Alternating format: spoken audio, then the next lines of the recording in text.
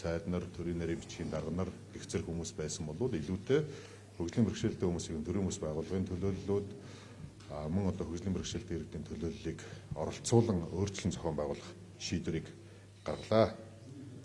За хоёр дахь гаргасан нэг шийдвэр Монгол Улсын засгийн газраас, замын засгийн газраас тэмдэглэл гарсан. За энэ маань хөгжлийн бэрхшээлтэй иргэдийн асуудлаар салбар дундын уялдааг хангаж үйл ажиллагааг сайжруулах зорилгоор одоо ажиллаж байгаа хэрэгжүүлэгч агентлагийг тохируулагч агентлаг болж өөрчлөх тухай засгийн газрын тэмдэглэлийг гаргалаа.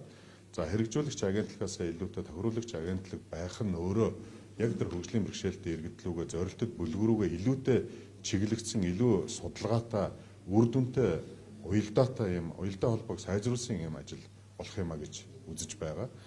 За өнөөдөр Монгол улсад 108 мянга орчим хөгжлийн бэрхшээлтэй иргэн амьдардаг.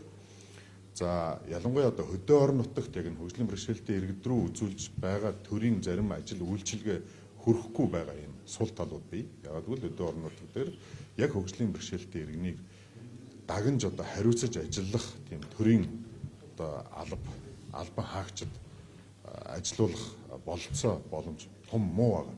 За аймгийн удирдлагууд, засаг дарга, сумын засаг дарга нар, багийн засаг дарга нараар дамжуулан бид нэр тэр хөгжлийн бэрхшээлтэй иргэнд зарим одоо төрийн үйлчлэгийг одоо үзүүлж байгаанаас хангалттай биш гэж үзэж байгаа. Хэрвээ тохируулагч агентлаг байгуулах юм бол за бид нар аймаг болгон дээр яг хөгжлийн бэрхшээлтэй иргэнийг хариуцсан 3-4 албан хаагчийг ажилуулах нөхцөл бололцоо бүрдгий.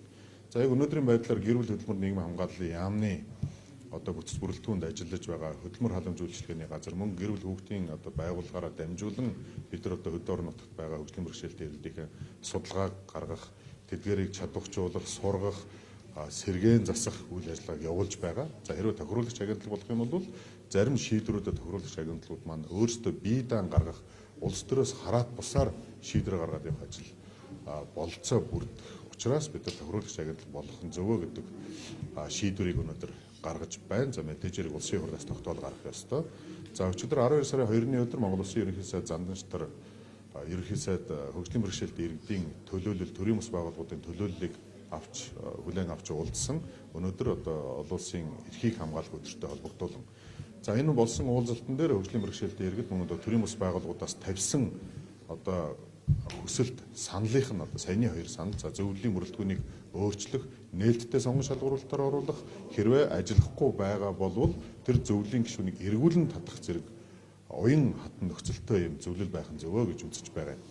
Тийм учраас энэ өчигдрийн уулзалтын хүрээнд энэ хоёр асуудлыг өнөөдөр хөгжлийн бэрхшээлтэй иргэний эрхийг хамгаалах өдөртөө уялдуулан ийм шийдвэрүүд гарлаа гэдгийг та бүхэндээ танилцуулъя. За саяны зөвлөлийн асуудал бол засаг өөрөө бие даан шийдэд явчих бололцоотой. За тохируулагч агентлагийн асуудал бол засгийн газраас улсын хурл руу одоо тогтоол гаргах хүрээнд процесс явна гэсэн. За та бүхэнд асуулт хариулъя.